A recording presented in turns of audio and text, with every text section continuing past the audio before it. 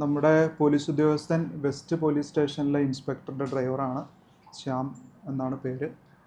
അദ്ദേഹം രാത്രി ഡ്യൂട്ടി കഴിഞ്ഞ് കുടമാളൂർ പള്ളിയിലെ ഡ്യൂട്ടി ഉണ്ടായിരുന്നു. പള്ളിപ്പെരുന്നാളുമായിട്ട് ബന്ധപ്പെട്ട് ഡ്യൂട്ടി കഴിഞ്ഞ് വീട്ടിലേക്ക് പോകുന്ന വഴിക്ക് അദ്ദേഹം തെള്ളകത്തുള്ള ഈ സാലി എന്ന് പറയുന്ന ഒരു ലേഡി നടത്തുന്ന തട്ടുകടയാണ്.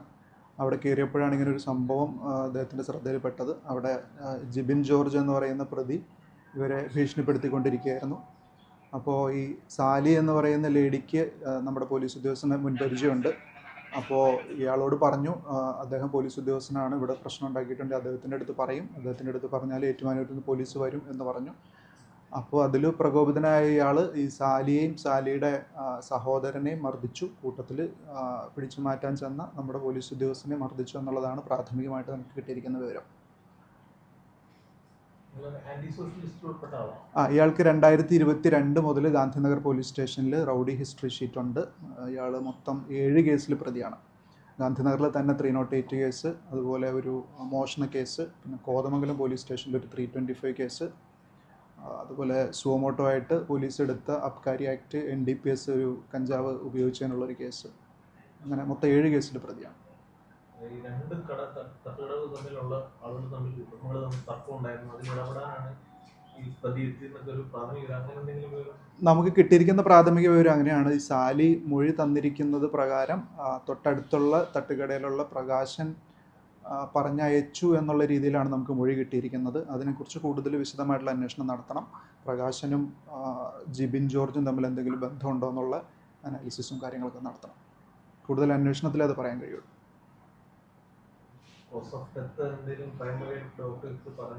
ഇൻക്വസ്റ്റ് പൂർത്തിയായി.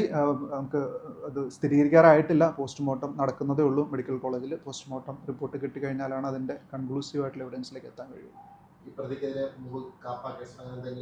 കാപ്പ ചുമത്തിയിട്ടില്ലെന്നാണ് എൻ്റെ അറിവ്. റൗഡി ഹിസ്റ്ററി ഷീറ്റ് ഉണ്ട്.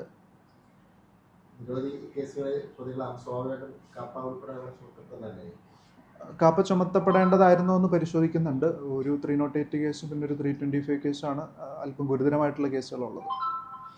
ആളെ നമ്മൾ നിരീക്ഷിച്ചു വരുന്നതായിരുന്നു. നേരത്തെ കഴിഞ്ഞ വർഷം പ്രിവെൻറ്റീവ് അറസ്റ്റ് ഒക്കെ ചെയ്തിട്ടുണ്ട്. ആൻറ്റി സോഷ്യൽസിനെ അറസ്റ്റ് ചെയ്യുന്നതിൻ്റെ ഭാഗമായിട്ട് പ്രിവെൻറ്റീവ് അറസ്റ്റ് ചെയ്തു വെച്ചിട്ടുള്ളതാണ് ഒരു ദിവസം.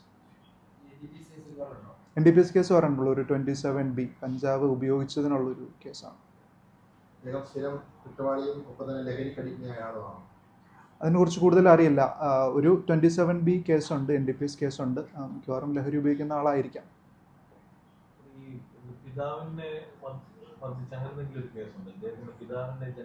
ഞാനതിൻ്റെ ഡീറ്റെയിൽഡ് ആയിട്ട് നോക്കിയില്ല. ഈ 308 കേസിലോ അല്ലെങ്കിൽ ഈ 325 കേസിൻ്റെ ഡീറ്റെയിൽഡ് ആയിട്ടുള്ള വിവരങ്ങൾ ശേഖരിച്ചു വരുന്നതേ ഉള്ളൂ. ഇയാളുടെ ക്രൈം എന്ത് തരത്തിലുള്ള ക്രൈമാണെന്നുള്ളത് നമുക്ക് കൃത്യമായിട്ടുള്ള വിവരം ലഭിച്ചിട്ടില്ല.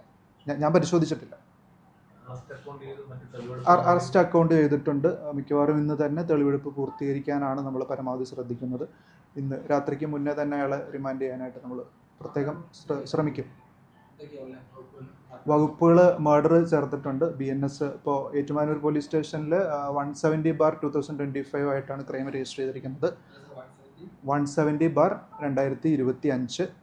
അതിൽ 103 BNS, 115 BNS, 115-2, അതുപോലെ 126-2, 351-1 ഇത്രയും സെക്ഷനുകളാണ് നമ്മളിപ്പോൾ ആഡ് ചെയ്തിരിക്കുന്നത്.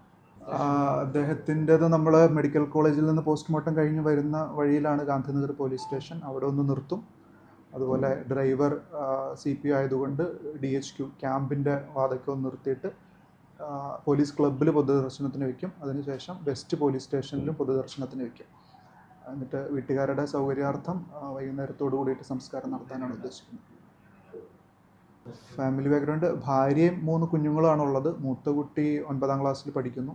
പിന്നെ അദ്ദേഹത്തിൻ്റെ ഫാമിലിക്ക് വേണ്ടിയിട്ടുള്ള സപ്പോർട്ട് കൊടുക്കാൻ നമ്മളൊരു ലേസൺ ഓഫീസറായിട്ട് ഒരു സബ് ഇൻസ്പെക്ടറെ പോസ്റ്റ് ചെയ്യും. ബാക്കി എന്തെങ്കിലും സഹായക സൗകര്യങ്ങൾ ചെയ്തു കൊടുക്കാൻ വേണ്ടിയിട്ടുള്ളതും ഈ തുടർന്നുള്ള സർവീസ് സംബന്ധിയായിട്ടുള്ള കാര്യങ്ങളൊക്കെ ഫോളോ അപ്പ് ചെയ്യാൻ വേണ്ടിയിട്ടൊരു ഓഫീസറെ നമ്മൾ പോസ്റ്റ് ചെയ്യും. മരണത്തിന് മുമ്പ് തന്നെ ഉണ്ടായ സംഭവങ്ങളെ കുറിച്ച് ഈ പോലീസ് ഉദ്യോഗസ്ഥൻ അങ്ങനെ വിശദീകരിക്കാനുള്ളൊരു സമയം കിട്ടിയില്ല. ഈ ഇൻസിഡൻറ്റ് നടന്ന ഉടനെ തന്നെ ഇദ്ദേഹം റോഡിലേക്ക് ഇറങ്ങിയപ്പോൾ കുമരകം പോലീസ് സ്റ്റേഷൻ ഇൻസ്പെക്ടർ, അദ്ദേഹം നൈറ്റ് പട്രോളിലുണ്ടായിരുന്നതാണ്, അദ്ദേഹത്തിൻ്റെ വണ്ടിയിൽ കൈ കാണിച്ച് നിർത്തി. വണ്ടിയിൽ കയറിയപ്പോൾ തന്നെ ഇങ്ങനെ ഒരു ഇൻസിഡൻറ്റിനെ കുറിച്ച് പറഞ്ഞു. അപ്പോൾ തന്നെ പ്രതി ഓടിപ്പോകുന്നത് കണ്ടു. അങ്ങനെ നമ്മുടെ പരിക്ക് പറ്റിയ ഉദ്യോഗസ്ഥൻ വണ്ടിയിൽ ഇരിക്കാതെ തന്നെയാണ് ഈ പ്രതിയെ ചേസ് ചെയ്തതും. ബാക്കി ഉദ്യോഗസ്ഥർ പോയി ഇറങ്ങിപ്പോയി അയാൾ പിടിച്ചുകൊണ്ടുവന്ന് വണ്ടിയിൽ കയറ്റിയപ്പോഴേക്കും ഇദ്ദേഹം വണ്ടിയിൽ കൊളാപ്സ് ആയിരുന്നു. ഏകദേശം 12:05 കൂടിയിട്ടാണ് സംഭവം. ഒരു 2 മണിയൊക്കെ കഴിഞ്ഞപ്പോഴേക്കും മരണം സ്ഥിരീകരിച്ചു. പുറമെ വലിയ പരിക്കുകളൊന്നും ഉണ്ടായിരുന്നില്ല. അത് ഇൻക്വസ്റ്റ് നടത്തിയ ഉദ്യോഗസ്ഥരോട് കുറച്ചും കൂടെ ചോദിച്ച് മനസ്സിലാക്കേണ്ടതുണ്ട്. പോസ്റ്റ്മോർട്ടം റിപ്പോർട്ട് വരുമ്പോഴാണ് കൺക്ലൂസീവ് എവിഡൻസ് ആവുള്ളൂ.